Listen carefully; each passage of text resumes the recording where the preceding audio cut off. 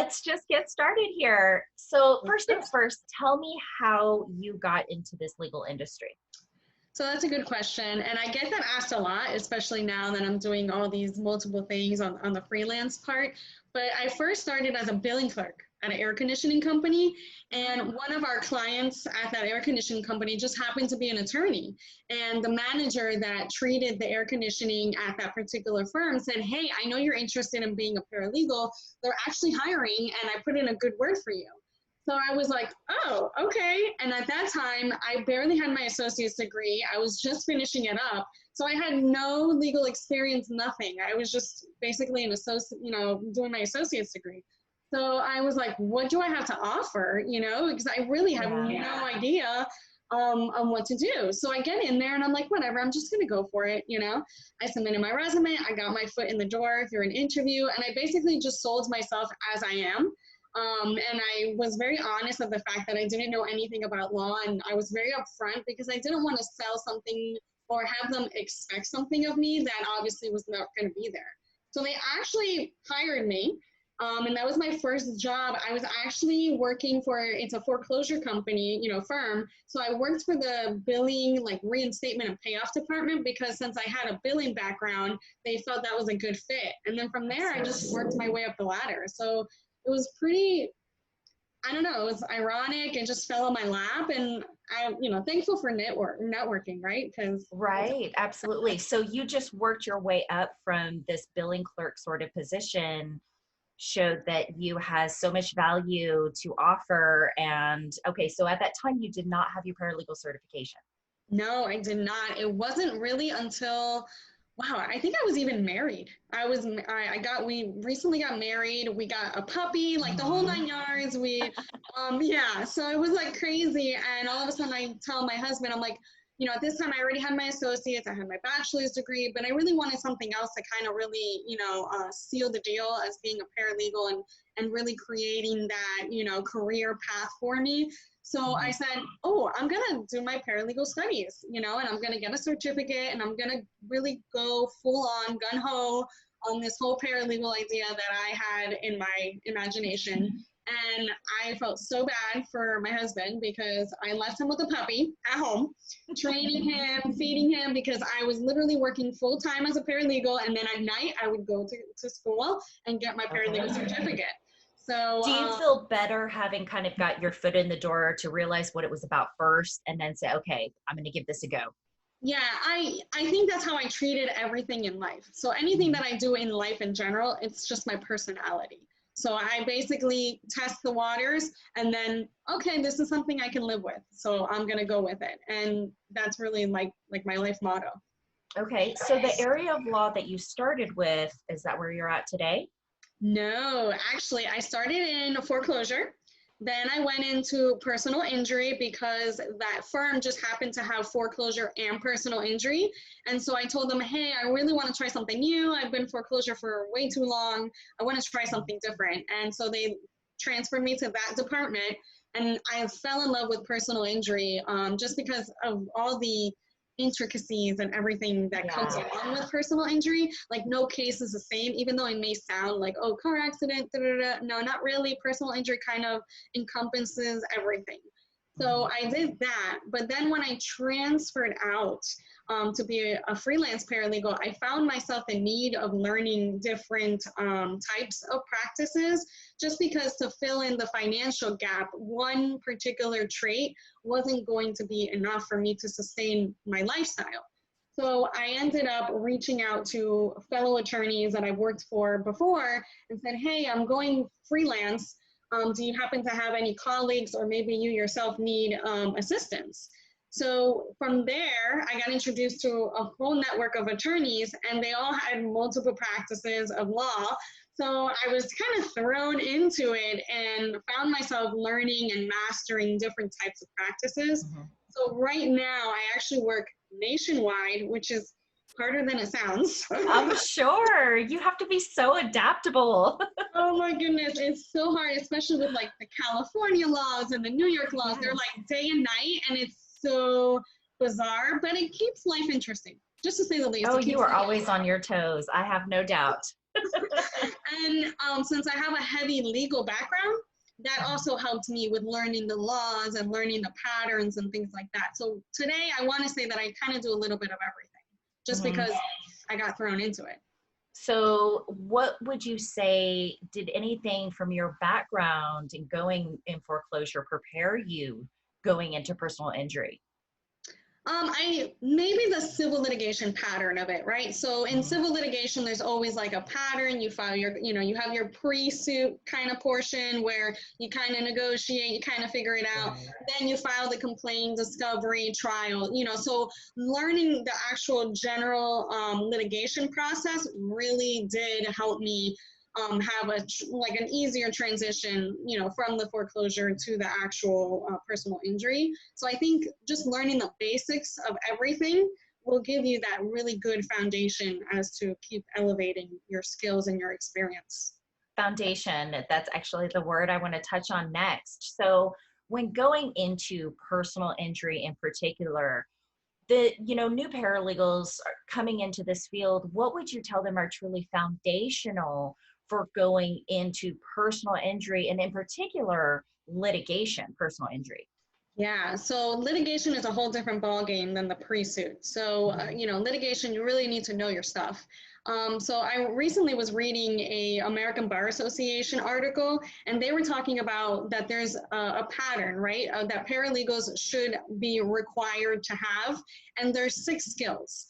So those 6 skills are communication, technology, organization, writing, research, and confidentiality. And I think all of that kind of encompasses anything that you touch. So as long as you lay that foundation on those 6 skills and really, really learn where you need to grow, where your growing pains are within those 6 skills, I think you'll be excellent and you'll excel at anything in law in general, whether it's a paralegal attorney, whatever the case may be.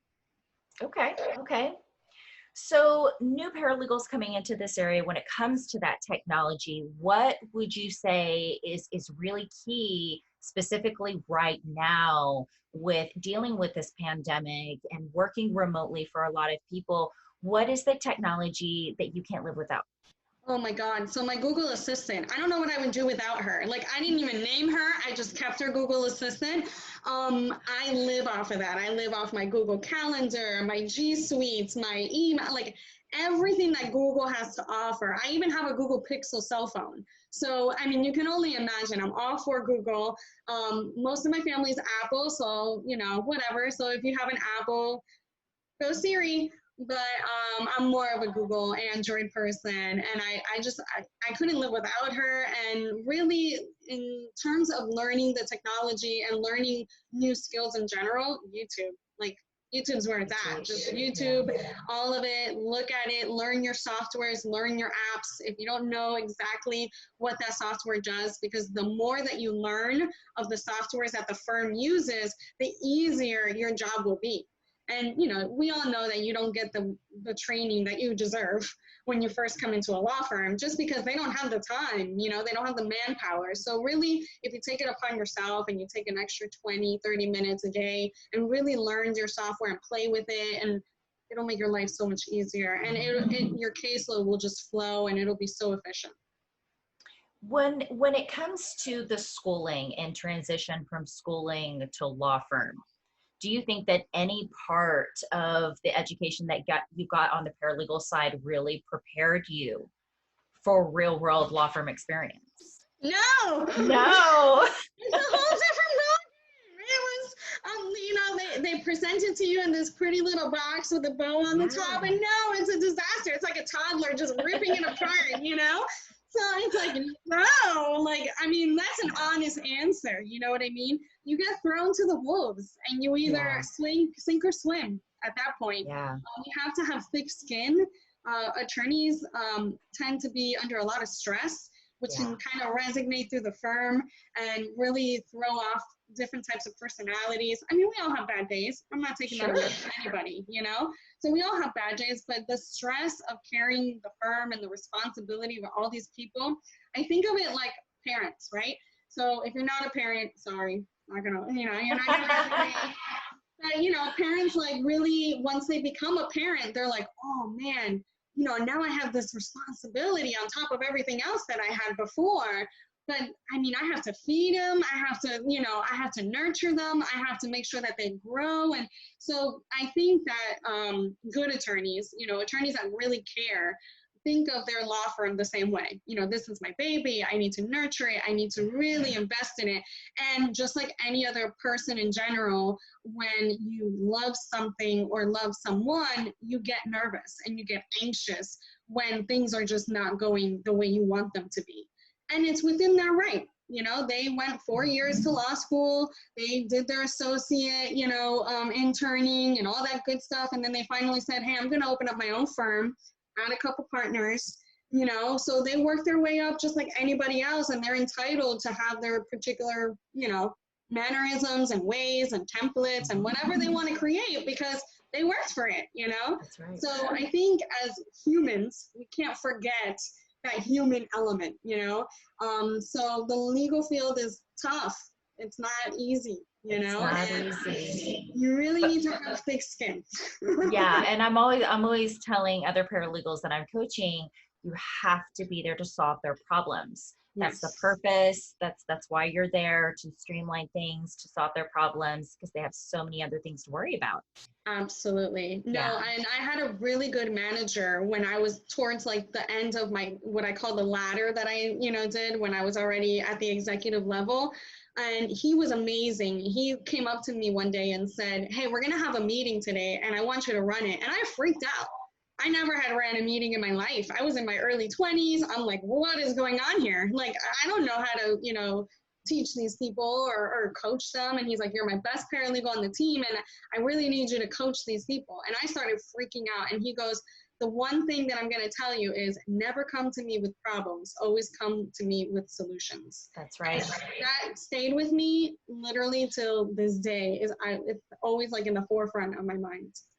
So important. Always come with the solutions. Absolutely. I couldn't agree with you more.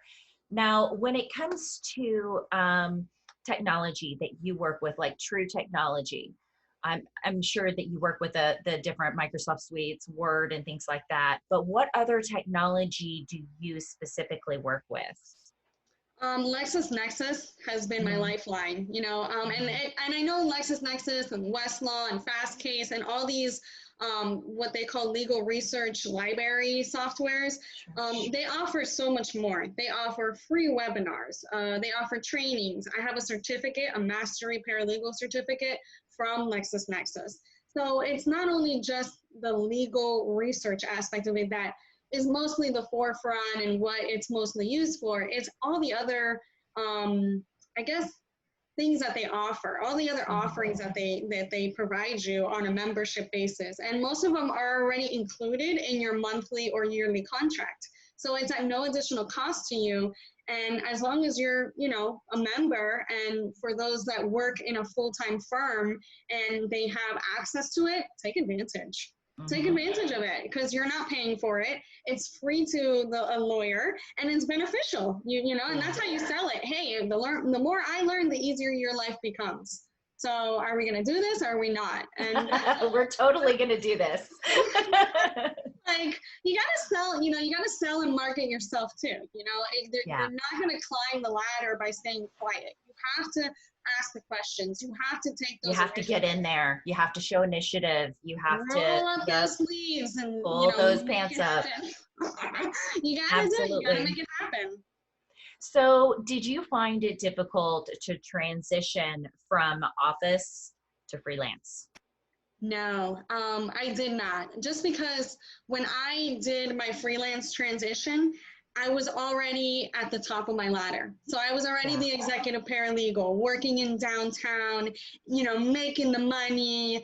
I was, well networked. Yeah, all networked. I was already on top of the world.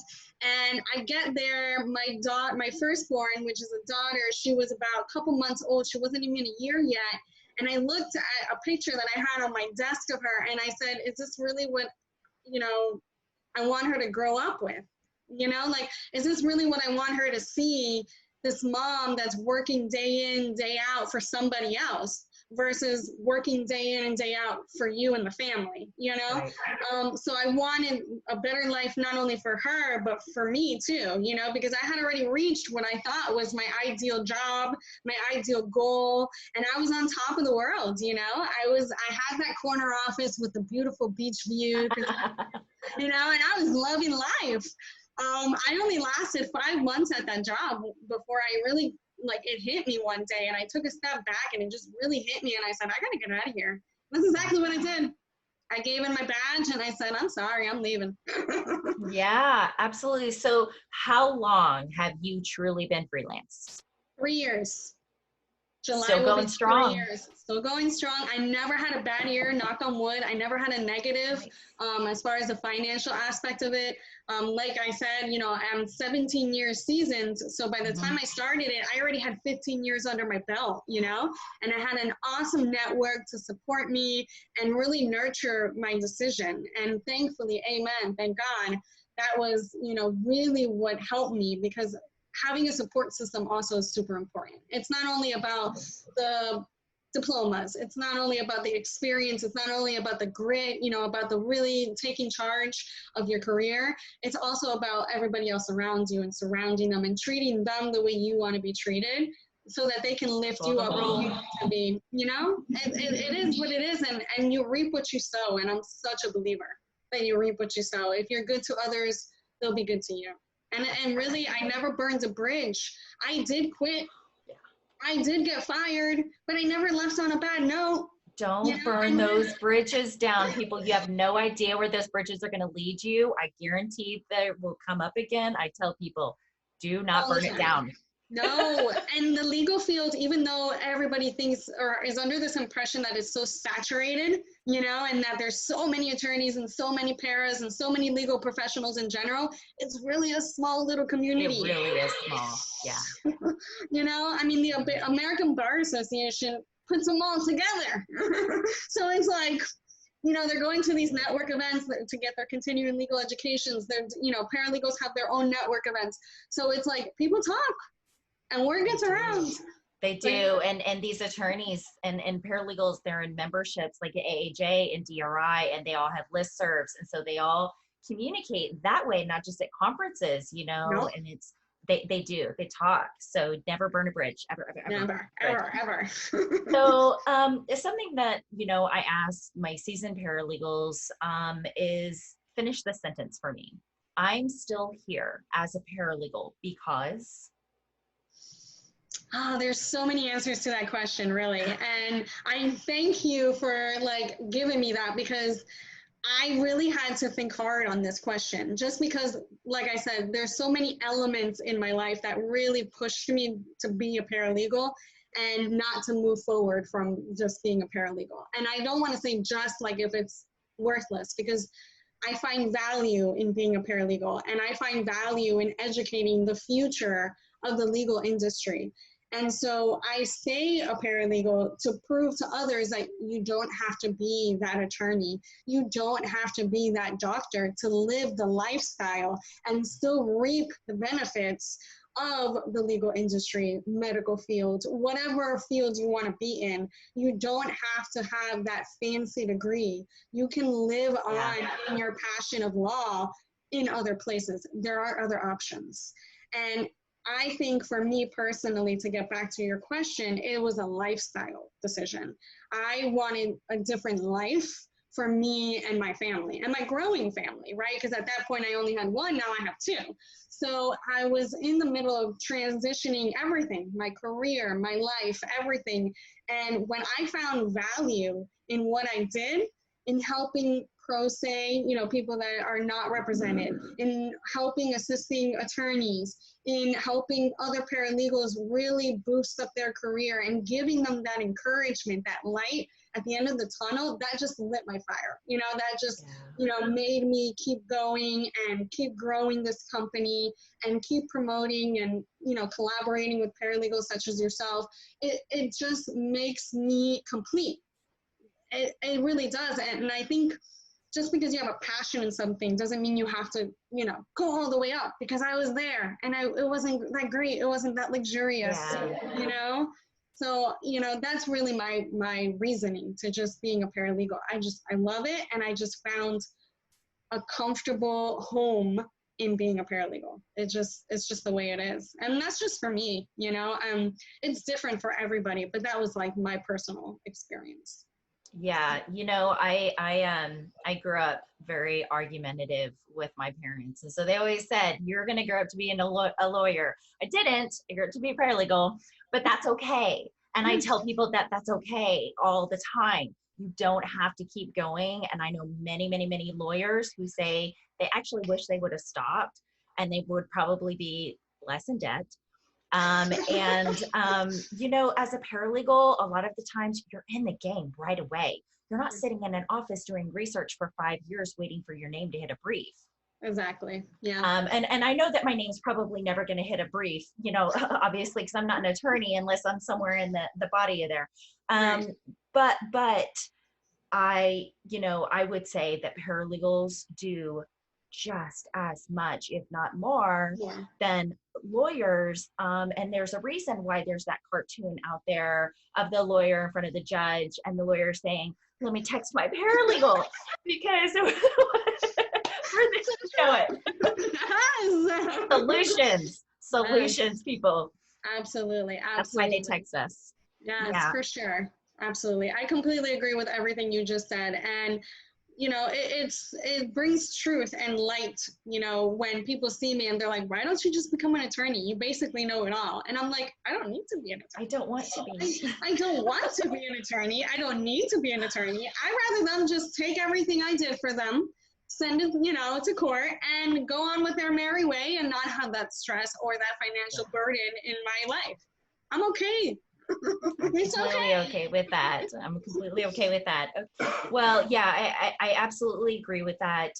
So I do want to say thank you so much for helping me bridge this gap, because like we said, I really feel like college didn't prepare us for real world going into a law firm. I required someone to really take me under their wing, and then I just had to buckle down and show initiative and go, go, go, go, go.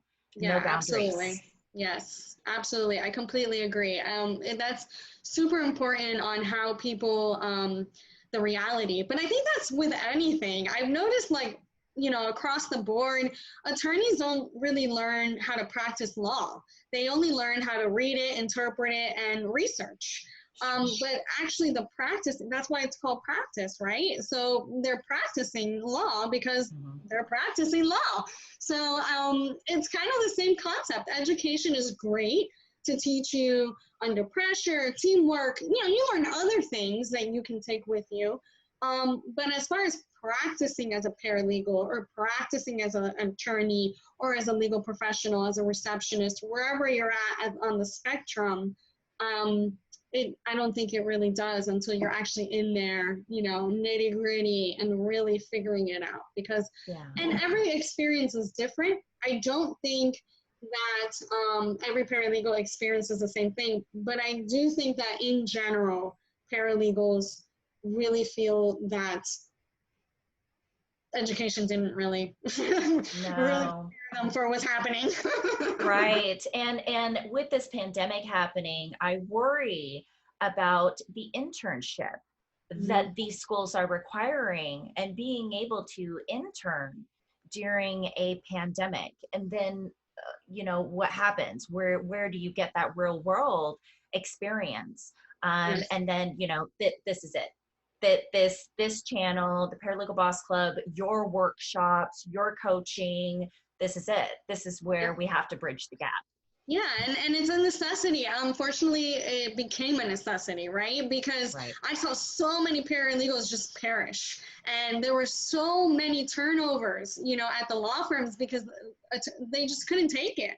And so I saw that throughout my 15 years prior to being a freelance. And I said, something needs to change. Yeah. Something has got to give. You know, we need to give this warning. We need to give this tender love and care to these paralegals because the legal field needs us. Like our backs are, you know, the backbone of law.